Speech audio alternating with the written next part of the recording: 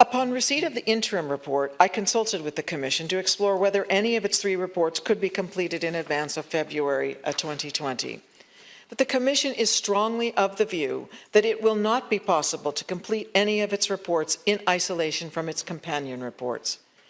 When I met with Judge Yvonne Murphy, I was reassured by the absolute commitment of the Commission to establish the full facts of what happened to women and children in these institutions.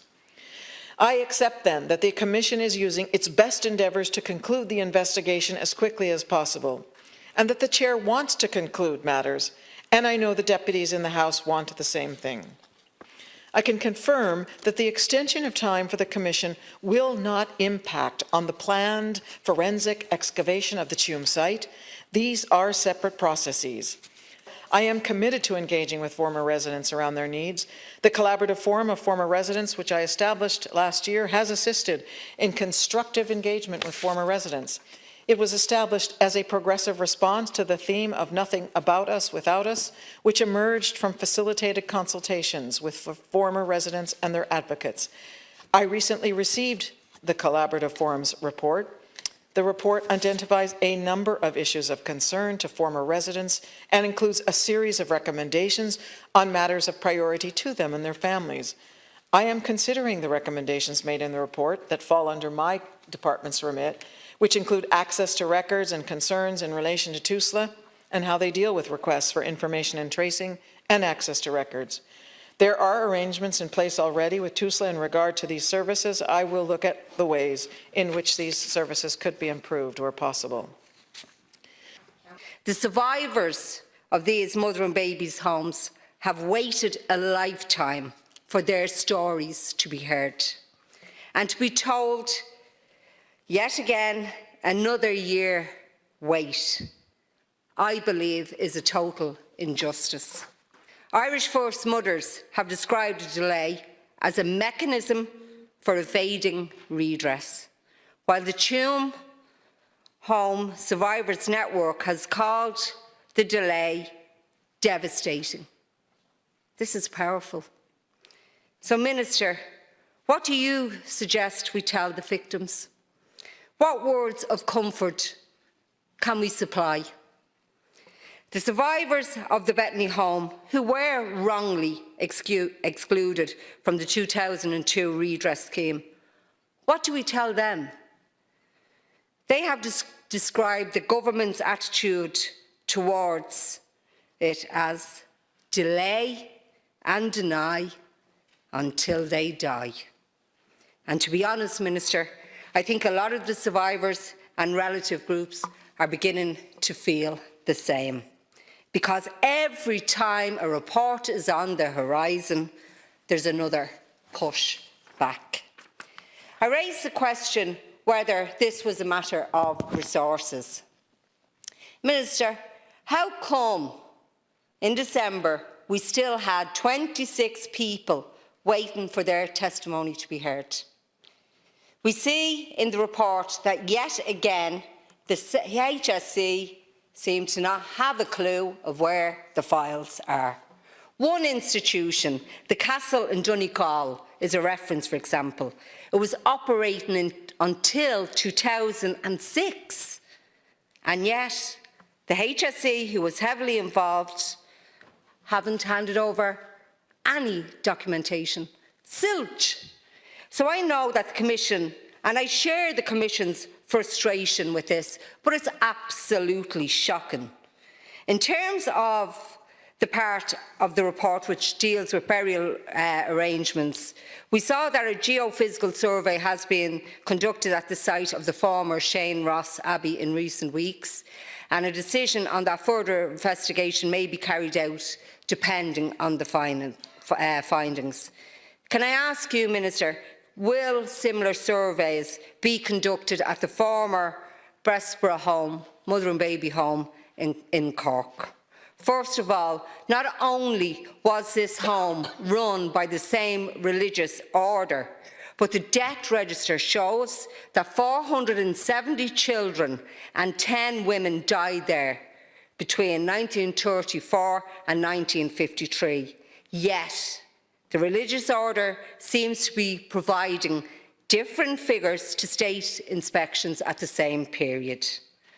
All of this, in my view, makes it very important that this mother and baby home is surveyed in the same manner as the Shane Ross. And Minister, it seems to me that a lot of what is contained in this interim report is a copy and paste job from the previous one. I just want to finish up by saying each delay to this report not only means that there will be a longer wait for justice and for closure for these survivors, it also means that there's a lot of people who's not going to see the truth. They're not going to see justice, and they're not going to see closure. That's a harsh truth, Minister. But as I said it to you here in this House before, and I really believe this, that justice delayed is justice denied. And I want to thank my colleague, Deputy Mitchell, for sharing her time with me. Minister, we all accept the scale of the Commission's task in investigating this shameful chapter in the state's past. The need to investigate Ireland's mother and baby homes and the provision of redress to survivors has been debated in this chamber for the last 15 years. In 2005, my colleague, Deputy Cuivino Quaylon, called on the Minister for Justice and Equality to include mother and baby homes in the work of the Ryan Commission. Opposition members of the Dail and the Seanad repeatedly called on Fianna Fáil and Fine Gael-led governments to recognise the wrongs endured by the women and children who passed through the doors of these institutions, but their demands fell on deaf ears. Your recent apology to survivors for the further delay to the Commission completing its work was welcome for what it was worth. And I accept the sincerity in your belief that by granting an extension of 12 months, the final report will be a better picture of what happened in these institutions. But unfortunately, Minister, your sentiments are not matched by your own department's actions. I was very alarmed to learn that it took 2 full years for your department and the Department of Health to hand over the first tranche of discovery to the Commission. Even after such an inexplicable delay, the materials provided by both departments was just a tenth of the documentation that was to follow over the next year and a half. As late as November of last year, the Commission was informed of many thousands of pages of discovery yet to be handed over. Now that's bad, but the HSE fared even worse. It's not been able to provide documentation of its involvement in institutions from as recent, as Denise has said, as 2006. The 4th interim report tells us that the Commission is dismayed that so little relevant documentation has been found by the HSE. It also reveals that the HSE doesn't have any system for storing or archiving material. And how can it be, Minister, that any state agency in Ireland in 2019 does not have an archiving policy and procedure embedded at all levels of its administrative functions?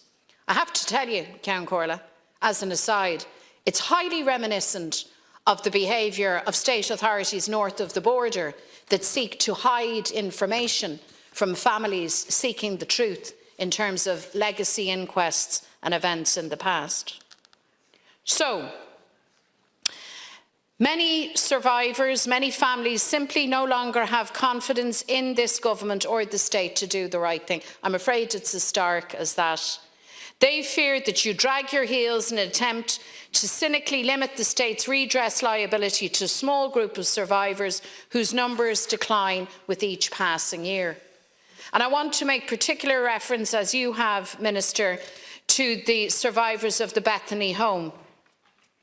Detailed research, as you know, undertaken by Dr. Neil Meehan on behalf of the survivors provides a catalogue of state culpability dating as far back as 1939. And let's not forget, Minister, that statutory inspection of maternity homes began in 1934 and Bethany was inspected from 1935. Just 4 years later, the state's Deputy Chief Medical Advisor ignored, ignored the advice of a departmental inspector who wanted a Bethany home nurse mother prosecuted for severe neglect. At least 247 children died in this institution. 222 of those babies and children have been memorialised by survivors at Mount Jerome Cemetery. There could, of course, be more. Children were routinely shipped out to unsuitable homes in Ireland and further afield. We know that at least 54 of those children died from convulsions, 41 from heart failure, and 26 from malnutrition, from starvation. In 2017, the group found 25 additional children through records of undertakers, and many of these children also died from malnutrition. Derek Leinster, the leader of this group, I think it's fair to say, his own personal story of abuse and neglect is absolutely heartbreaking, as are those of survivors who have since passed without any justice or redress. In 2016, the Commission stated in its second interim report that logically, children resident at Bethany Home and similar homes should be eligible for the residential institutions redress scheme. And I cannot for the life of me understand why you have not taken it upon yourself to champion that cause. I don't accept your blithe setting aside and simply telling us the government position remains the same. The government position remains to change. You've mentioned Tuam. If there's legislation needed for the gathering of DNA, let's have the legislation, let's have it quickly, and let's listen to victims and survivors. Deputy Joan Collins, please. Thanks very much, Councillor. Minister, my position on this is on the record of the House when myself and Deputy Dail and Connolly brought this to the attention, or brought this to yourself. It's topical issues there the week before last, I think it was, and Deputy Daly again raised it in leaders' questions. I am hugely angry and I am bitterly disappointed that we have to come into this chamber and discuss another year extension on this. I think really the Irish First Mothers have expressed very clearly how they feel about it. And they've called for, and I think maybe you could come back on this, Minister, I know you said there'd be some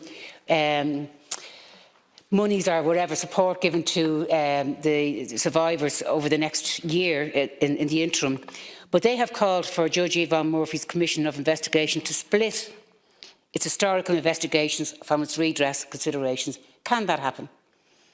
Can that happen, Minister? They said they support Catherine Corless in her call for comprehensive historical investigations at Tuam and other sites, but the Commission has enough evidence to immediately issue a redress finding by way of an interim report. Can that happen? And I think maybe that's something that we could actually look at from the point of view of dealing with some of the redress for the survivors. The First Mothers group said also the Cabinet should stop the smoke screen of false redress, could quit hiding behind Judge Murphy's skirts and could instead ask her to issue an interim redress report. And I think if this was done, it would go some way to dealing with the redress issues. These mothers, the Irish First Mothers, are now taking legal advice. They're going through the courts. They should never have reached this point, Minister, where they feel so let down. Their only option they feel they have is to go to the courts and try and get redress there. I think it's a shame, and I think we should all hang our heads here, particularly the Commission and the Minister. But my difficulty is that deadlines were given from day one and the deadlines were never met. And so we had a foolishness in relation to a confidential committee report, a social history report and then a substantial report. All of the deadlines missed. Now you can imagine, Minister, on something as important as this, that trust is of the utmost. There was no trust. Couldn't even trust the birth certs nor the death certs. We could trust nothing. The people that I stand here for had no trust in anything. And then we set up a commission and there's no trust either in the process of reporting on that commission, and deadline after deadline. And when up to the final request to extend it another year up to 2020. The third interim report was submitted in September 17, published in December 17. Again, an inexplicable delay. And that was to request a year's extension of time. And we gave them that, and ye gave them that in our name. And then finally, the fourth interim report. Now, what strikes me when I look at that is, how could all of these extensions of time go ahead? And the amount of work, and I accept it's complex, I accept there's a pile of documentation, but there has been no increase in, no request for an increase in resources, or staff, or money. How could that happen? It was set up for a specific period of time. It's gone way over that time, and yet there's no request for any increase in funding. That's very strange to me.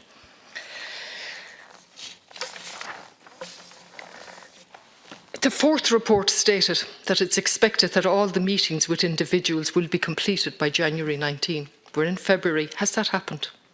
More alarming, of course, was the revelation in the report that extensive material provided by the Department of Health and the Department of Children and Youth Affairs had only recently been provided to the Commission, with more, I think, of the blame on the Health Executive, if that's the appropriate word.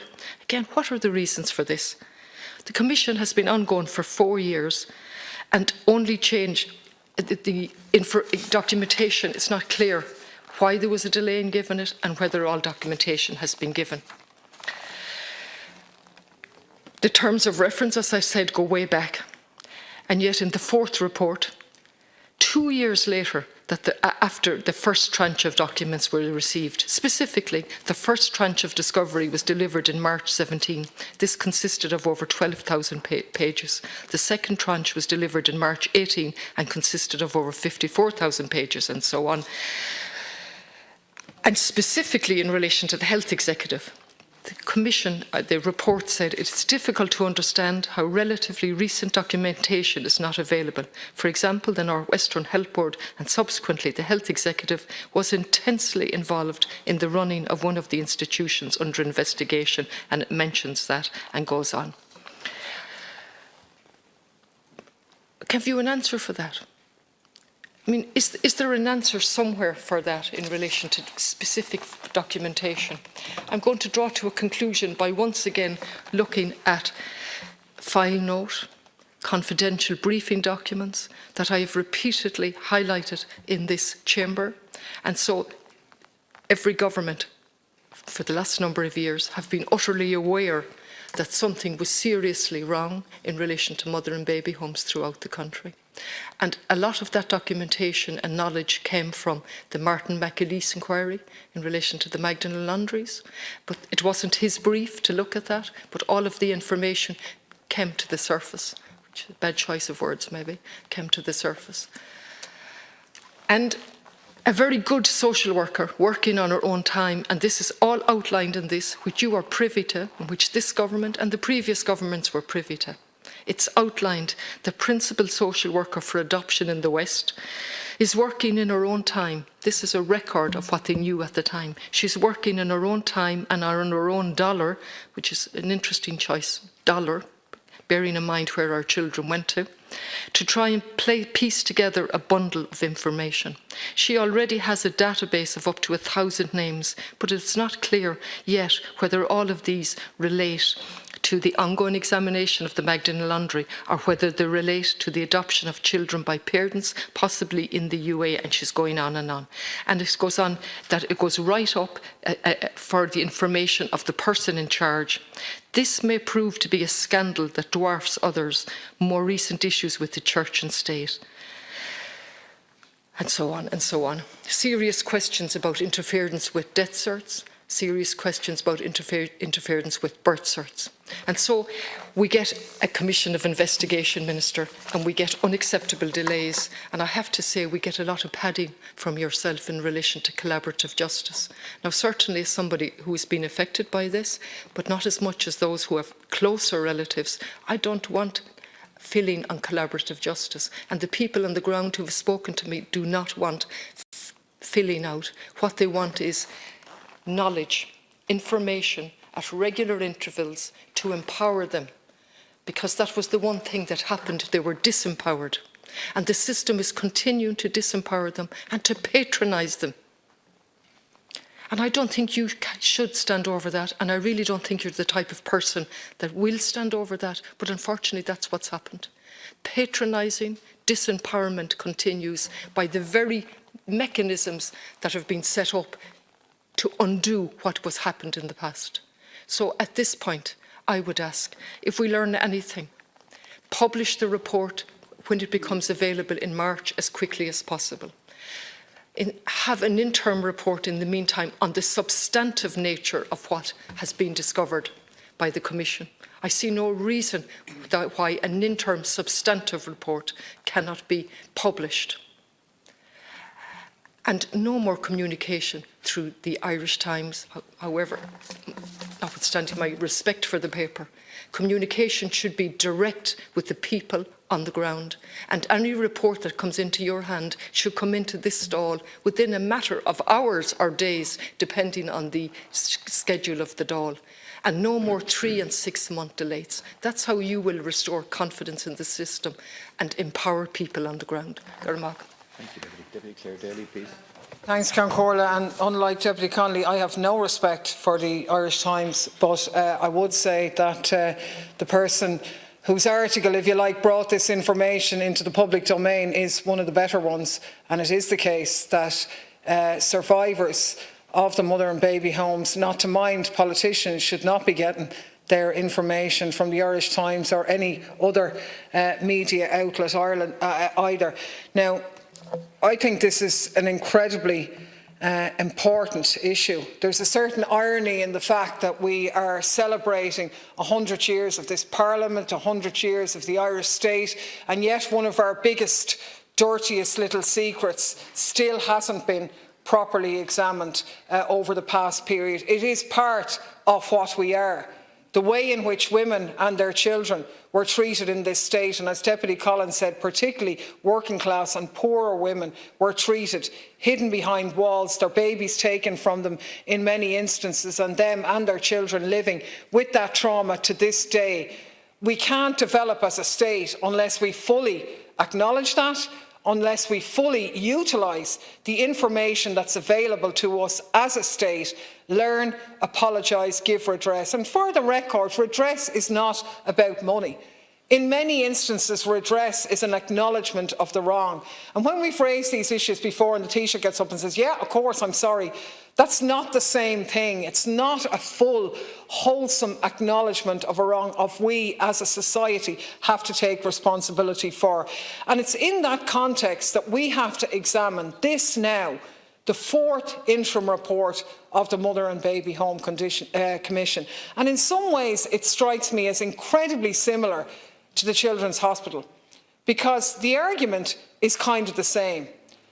We know this has ended up different than the way in which we started it out. It wasn't the way we planned it, but you look at now, it's gone so far down the road that it'd be an awful ways to pull back from that now. We're kind of stuck with it, so the only thing we can do is go with the flow, because it'd be madness to waste all the work that is being done.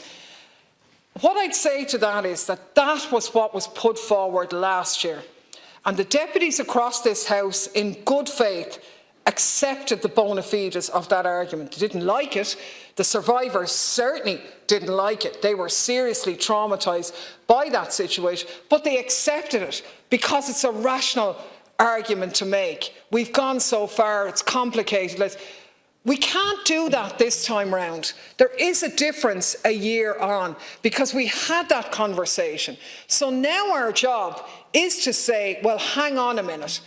Really, is it good enough to say, you've got that far, we let you finish it off? We have to now say, well, why didn't you do it in the time in which it was allotted? Was it that we, in laying down the terms of reference of that, got it wrong? Because something's wrong.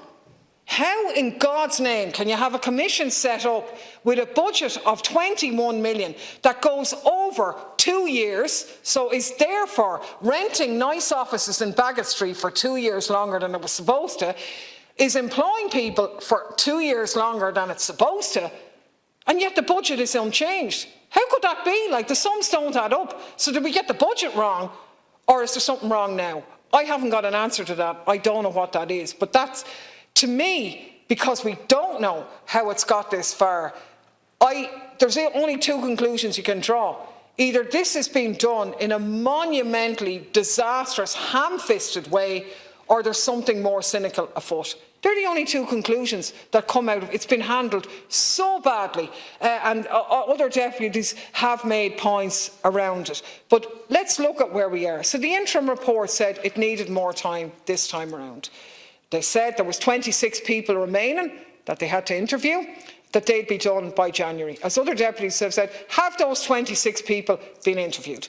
The second issue that was raised by them was that they'd got a big bulk load of documents. They'd only come into the foray, but that they weren't sure the extent of the material in these files, but it was likely to run to many thousands of pages, and the Commission expected to receive the files in December 2018. Did the Commission receive the files in December 2018, as indicated in the interim report, and did it run to thousands of pages? And based on that information, what are they saying now about their likely conclusion date? Because if you read the different interim reports, the language in part of it is absolutely identical between earlier reports and this one. We can't have that. Like the phrase, I think, the report talks about considerable workload to cross-reference documents, and that it talks about delays in obtaining the evidence from the authorities which ran the institutions that couldn't be examined until the Commission had finished the examination of the documents. Exactly word for word in one interim report to the other. So what happened in between? And why is it that a commission set up by the Department of Children was waiting on documents that didn't come in until a year after that commission was supposed to have concluded from the same department? Now, either they're the most incompetent shower on the history of the universe, or there's something more sinister afoot, that there are forces obstructing the transfer of this information. I haven't got an answer to that. I actually don't know. And nobody has given me a rational explanation. But I have read between the lines of some of the stuff in the report where they talk about the HSE, which is utterly frightening. And again, it is an indictment of our very weak media in this state, that they fail to scrutinise the real issues that go on in here and instead prefer to chase a cheap headline, that they don't actually do real scrutiny. Because if they'd highlighted and examined what is actually in this report, limited it all as it is, and they're shocked that the HSE doesn't have any system, let alone a proper system of archiving materials, they find it difficult to understand how relatively recent documentation is not available. Now, for a public commission to say that, what do they mean? Really what they mean, if it's difficult to understand, really what they're saying is they don't believe it. They can't understand it. There's no logical explanation as to how that would be. So why is that the case? I haven't heard anything in that regard, and I think these are incredibly serious issues. I know the Minister has talked a lot about Tuam and the graves, and that is in some ways a separate issue to the Mother and Baby Home Commission. It's tied in, but it's not necessarily what we're talking about here. And I want to strongly support the point made by deputies who asked for the issues of apology and redress to be, if you like, taken out of this process. It's scandalous that we haven't had an answer to the issue of the Bethany homes. Now, to the best of my knowledge, and I haven't seen anything, and maybe I'll hear it now, I haven't seen a single word as to why the Bethany Homes redress issue cannot be addressed now. This commission that we set up has said they should never have been excluded in the first place. They're an ageing cohort of people, and yet we're waiting for another year before we even look at that. That can't be. We have the fund is still there, the parameter of it is still there, the existing basis of the scheme can be utilised in a creative way to allow those individuals to get redress. Everybody agrees they should. What's the point in us all saying we all agree and then they're dying off in the meantime so it doesn't get any sort of legal effect? We have to do something, and I really would like the Minister to answer that, because it hasn't been answered anywhere. The Bethany Homes people can be dealt with now. There is a mechanism there for it. The Commission has recommended it in its earlier thing. What are we waiting for? And again, that brings me to the other groups and that as well, the issue of the apology and looking at that area. We really need to give this far more careful attention, because I suppose the problem I have with it is too often in here we set up these commissions, they're sent off to do their work, and that's a great excuse then for everybody to forget about them. And that's generally, I made the point here before, it hasn't just happened on this, the Grace Commission, it was the hottest news in town when it was on prime time and everybody wanted to know, poor Grace, the commission is set up, it's well past its deadline, and who even cares to ask in here about it, or indeed who in the media is really keeping an eye on that, not to mind all the other commissions that we set up at a monstrous amount of money, and they never ever do what they're supposed to do. And I know people have said to me, oh, well, you're one of the biggest people in here arguing for stuff to go into commissions, but that's the only vehicle that's there. And maybe we as an Oireachtas need to say that actually, do you know what, they're not really working because they're not doing the job on the tin. So either they weren't equipped, and all of the excuses that you've given now on their behalf, we bought them last year. It's not good enough this year. They need to explain why they said last year they would deliver in a year, and why should we believe them now that they're going to deliver next year. Otherwise, we're just selling everybody short, particularly the survivors.